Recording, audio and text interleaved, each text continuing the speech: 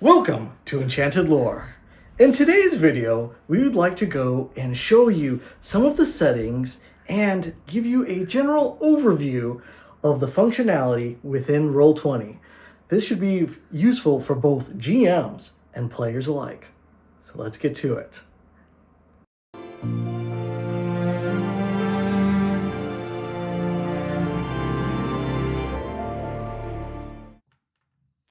Okay, so in the previous video, we talked about Roll20 and how to set up a new campaign and using a module. In this video, let's look at some of the different settings that you would come across and some of the different options. So what I would like to do is, for starters, let's take a look at this over here.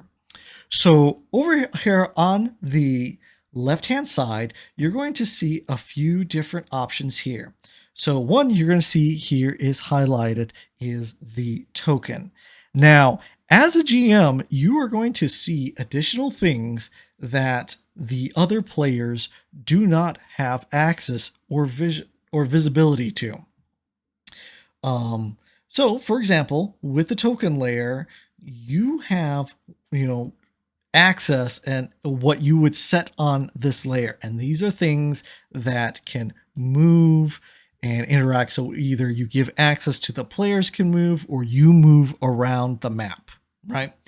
The next layer here is the GM layer. Now, if I can take, let's say, a token and right click on him and change his layer and move him to the GM layer.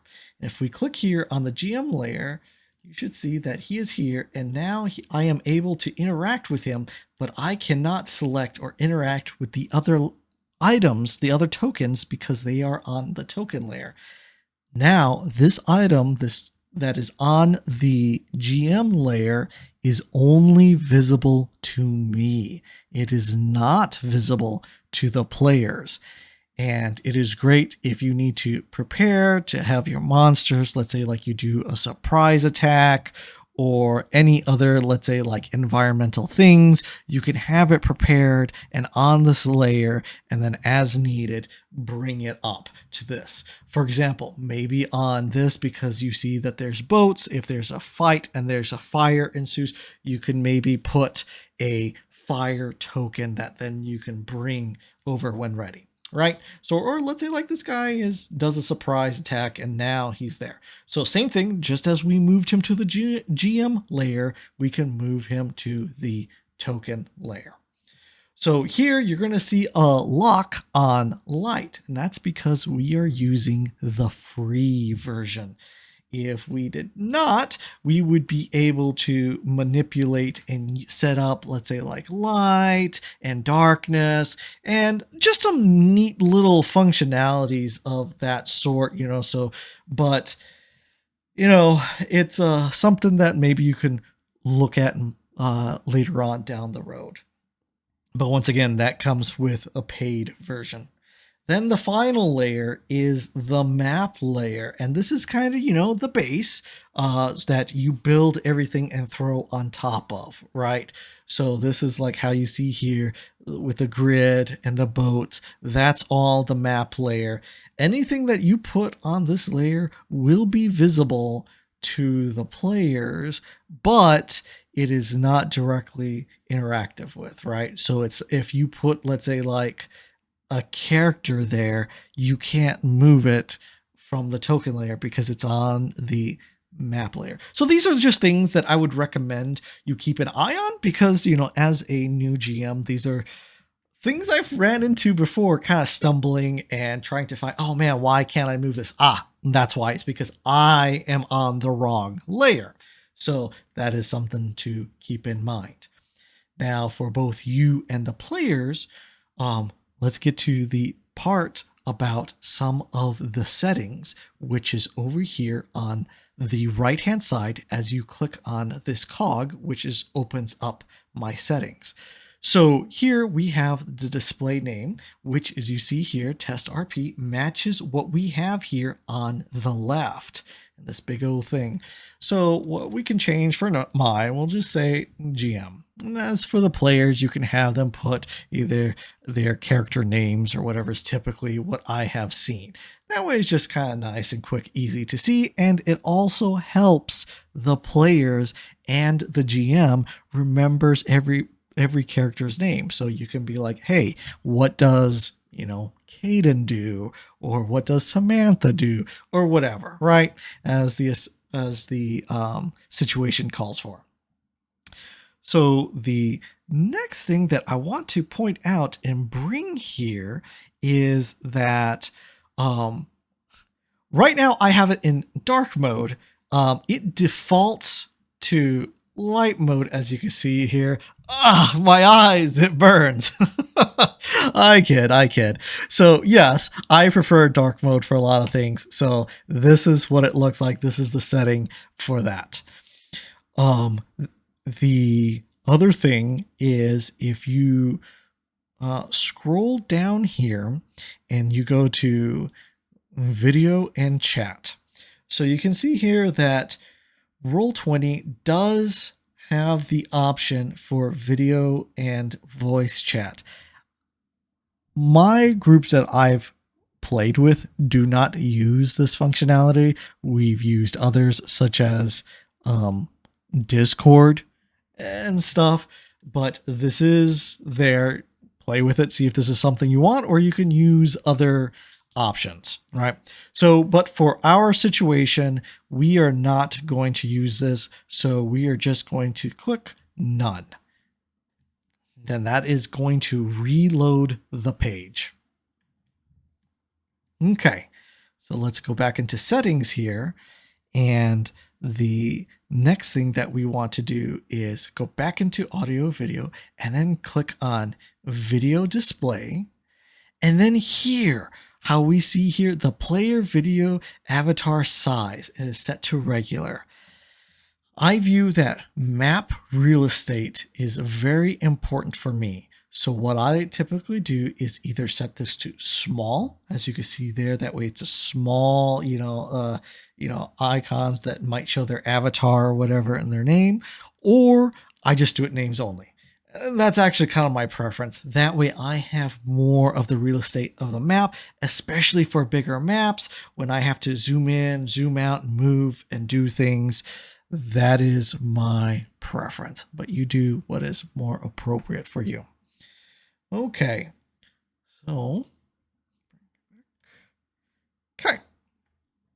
so we talked about those settings. Now these are settings that you're going to have to guide, as the GM, the players on how to enable or disable those things as they desire. The next thing I would want to talk about briefly is an important aspect of RP, and that is rolling. So if you go here to the left-hand side, you're going to see this bottom button that looks like a D20, and click on that, and it opens up these options for dice. And so you can just say, hey, there we go, we rolled a D20. And we rolled a 13, or maybe, we roll 2 of them, right? So usually you're just going to roll the 1.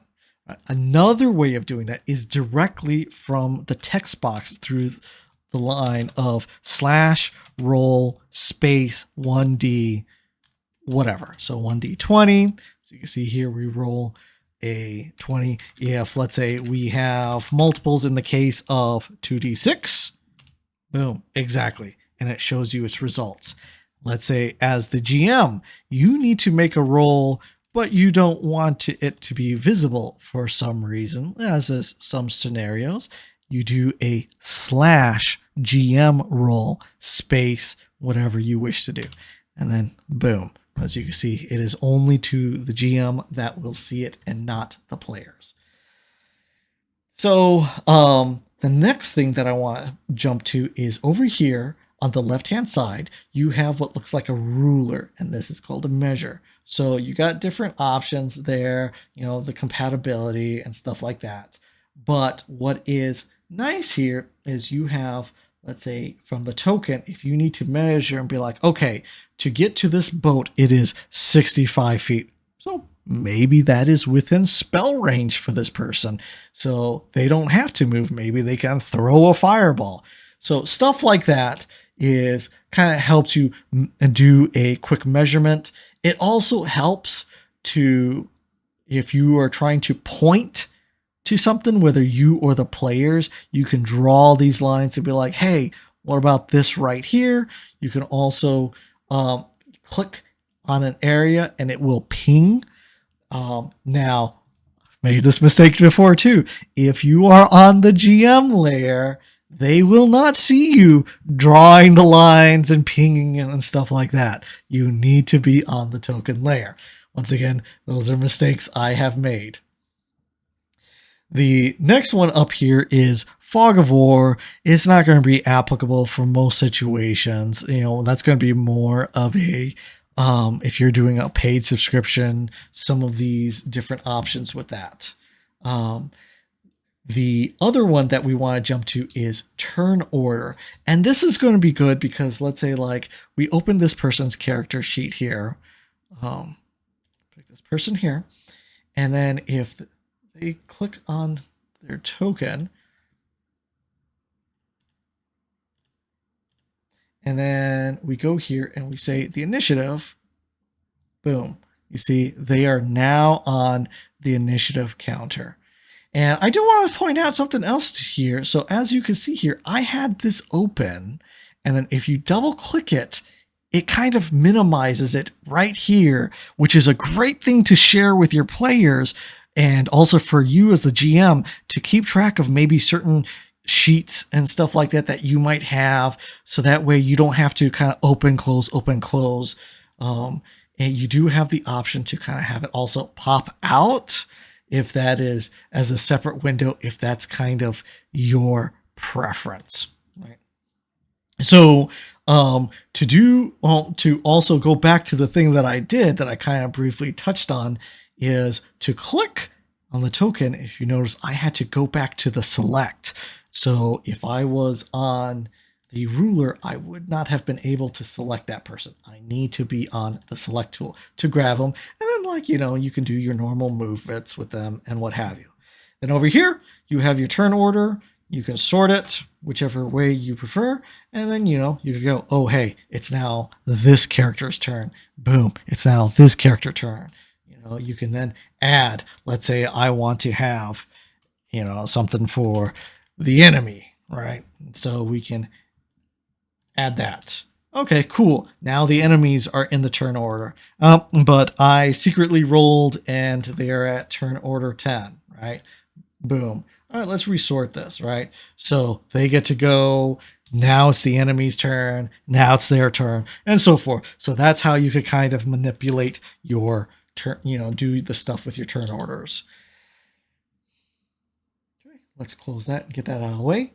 If you close it, it remembers it and can bring it back. The next thing that I feel is kind of useful is going to be this pan. So you could kind of grab and move around the map. Remember your scroll wheel kind of helps you zoom in and zoom out. So I could kind of move over here and then kind of move back. So that way you are able to easily navigate around. So the other thing I want to talk about now briefly is going here back to the journal section. So here, because the module and stuff, they have all this nicely made for you ahead of time. If for some reason you need to add your own little sections and stuff, so you have these different groups, which are folders, and you could click here and add a folder, right? So we can also minimize these, get these kind of out of the way. But let's say that there is something I need to share with the characters, right? So I can actually right click on one of the folders, add a handout. So it starts as the mysterious one. You can, mysterious note, you can edit that. And let's just say like it's a letter, and then, you can go here, put an image if you want, this first section here is what the players would see if you add it. So it could be like, this is a bloody letter showing where the treasure is at, right? I don't know, something to that effect. And then here you can add more details as to what would be appropriate for that. You can save that, and it's there. It's saved, but it is not visible to the players yet. So if you open it back up, you'd have to either show to the players or go here to edit and make sure that it's available in all the players' journals. That way it automatically shows up. Also, if you could choose who you want to edit it, but you should probably leave it for yourself unless you want the players to edit it for some reason. Now notice this blue dot here, which shows that it is visible to the players. If now the option here, if you click the show to players, it will do a pop-up window, kind of like what we see here, to all the players' screens. So that way it immediately shows up for them. Same similar sort of concept, right, is the process if you want to add a character. So right click, add character. It's going to have this random name that it throws in there. And then you can kind of double click and then go through the process or whatever of filling out the character sheet, which we are going to save for another video for doing the character sheet for Dungeons and Dragons 5th edition. So just as a reminder, up here is the maps. You know, if you see this is where this little ribbon, this is where the players are at. So if you are on the screen, or like how we were with the boat map, the players are not on there and are not seeing everything you are doing. If there is, I don't know, you want to modify these things for future use or whatever, you have some options here, which, you know, where you can like duplicate the map or whatever. You can also change the size and the height and different aspects of the map a little bit on how you can configure.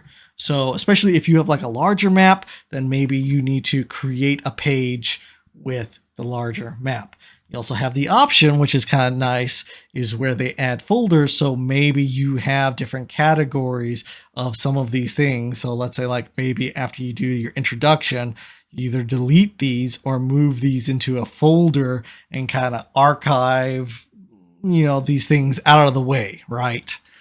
So, well, I think that should do it for a basic intro for some of these functionality within Roll20. And we hope this will help with your RP adventures. And that's it for today. And thank you for watching.